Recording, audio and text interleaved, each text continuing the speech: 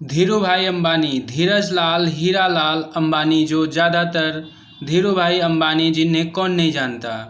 इनकी ख्याति देश में ही नहीं बल्कि विदेशों में भी फैली हुई है। धीरू भाई अंबानी बिजनेस की दुनिया के बेताज बादशाह थे। धीरू भाई अंबानी का नाम उन सफल बिजनेसमैन की लिस्ट में शुमार था जिन्होंने अपने दम पर सपने देखे और उन्हें हकीकत में बदलकर पूरी दुनिया के सामने यह साबित कर दिखाया कि अगर खुद पर कुछ करने का विश्वास हो तो निश्चित ही सफलता आपके कदम चूमती है। धीरू भाई अंबानी का मानना था कि जो सपने देखने की हिम्मत करते हैं वो पूरी दुनिया को जीत सकते हैं।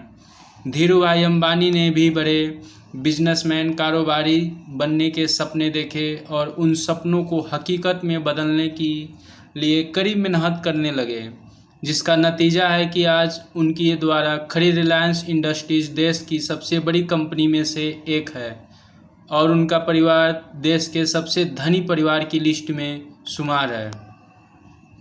लेकिन क्या आप जानते हैं, एक छोटे से व्यापारी से एक सफल और बड़े बिजनेसमैन बनने तक का सफ़र धीरू भाई अंबानी जी ने यूं ही नहीं तय कर लिया, बल्कि उन्हें यहां तक पहुंचने के लिए तमाम संघर्षों का सामना करना पड़ा। आपको बता दें कि उन्होंने महज 300 रुपये प्रति माह सैलरी के साथ अपने कैरियर की शुरुआत की थी और देखते ही देखते वे अरबों खरबों रुपए के मालिक बन गए।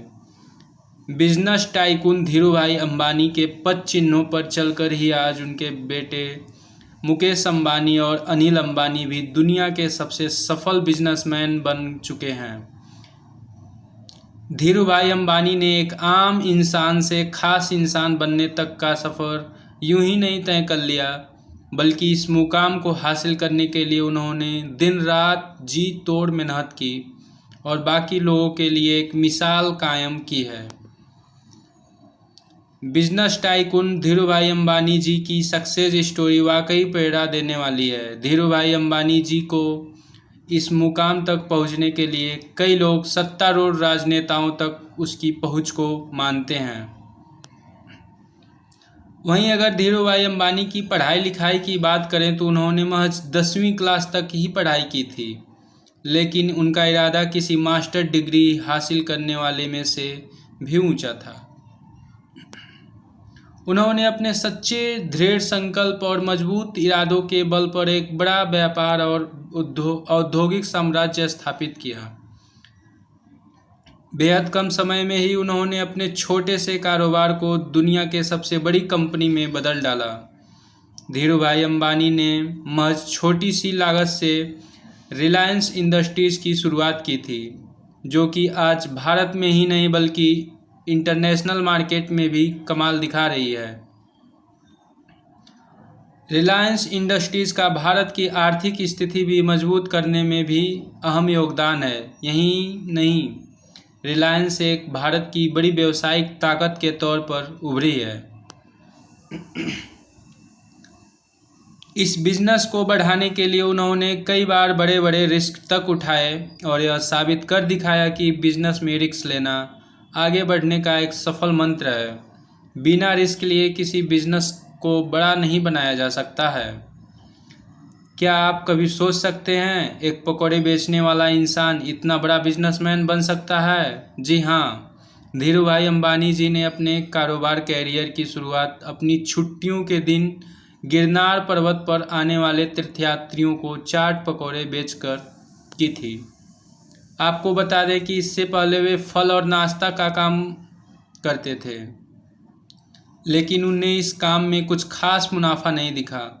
उन्होंने सोचा कि गिरनार पर्वत एक टूरिस्ट प्लेस है जहां पर चाट पकौड़े बेचकर वे खास मुनाफा कमा सकते हैं, लेकिन ये व्यापार पूरी तरह से पर्यटकों पर ही निर्भर था, जो कि साल के कुछ समय तो अच्छा चलता था, बाकी समय में इसमें कोई खास फायदा नहीं होता था, जिसके चलते धीरू भाई ने इस व्यापार को बंद कर दिया।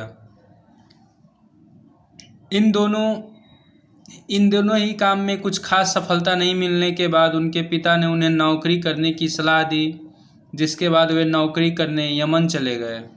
उस समय उनकी उम्र महज 16 साल थी।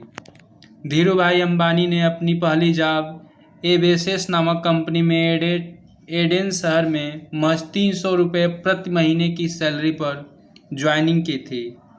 वहीं 2 साल बाद एबेसेस कंपनी सेल प्रोडक्ट्स की डिस्ट्रीब्यूटर बन गई और धीरूभाई का प्रमोशन हो गया और वे कंपनी के फिलिंग स्टेशन के मैनेजर बन गए। आपको बता दें कि धीरूभाई अंबानी का शुरू से ही बिजनेस माइंडेड था। जब वे नौकरी कर रहे थे तभी से उनकी दिलचस्पी बिजनेस की तरफ ज़्यादा थी। वे हमेशा बिजनेस करने के बारे में सोचते रहते और बिजनेस के नए मौक़ों की तलाश में रहते थे।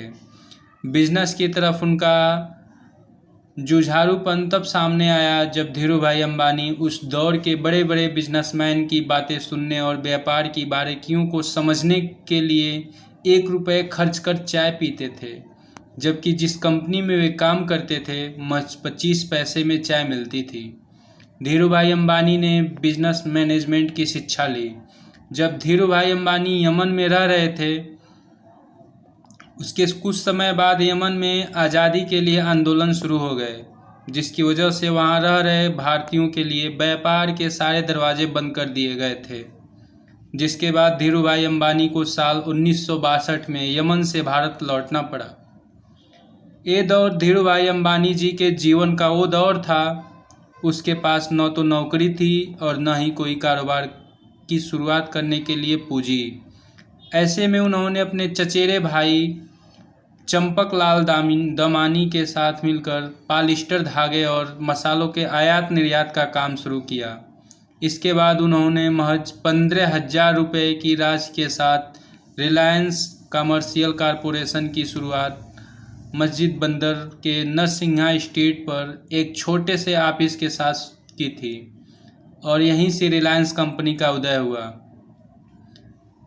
वहीं उस समय धीरूभाई अंबानी और उनका परिवार भुवनेश्वर स्थित जय हिंद एस्टेट में एक छोटे से अपार्टमेंट में रहते थे। आपको बता दें कि शुरुआती दौर में बिजनेस टाइकून धीरूभाई अंबानी का इरादा पॉलिएस्टर यार्न को आयात करने और मसाले निर्यात करने का था। इसके साथ ही आपको ये भी बता दें कि रिलायंस कॉरपोरेशन का पहला ऑफिस नारसीनाथ स्ट्रीट में बना था, जो कि महज एक 350 स्क्वायर फुट का एक कमरा था, जिसमें सिर्फ एक टेलीफोन, एक टेबल और 3 कुर्सियां थीं। शुरू में उनके पास सिर्फ 2 सहकर्मचारी थे और उनके काम में उनकी मदद करते थे।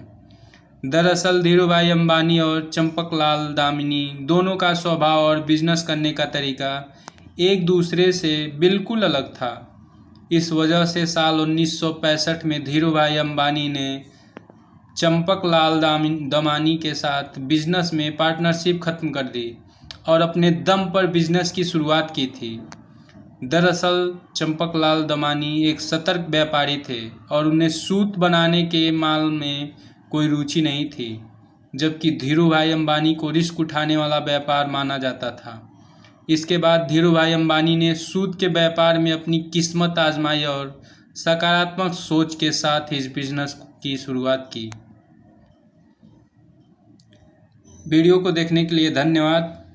इस प्रकार का वीडियो देखने के लिए आप लोग इस चैनल को सब्सक्राइब कर लें, बेल आइकन ऑन कर लें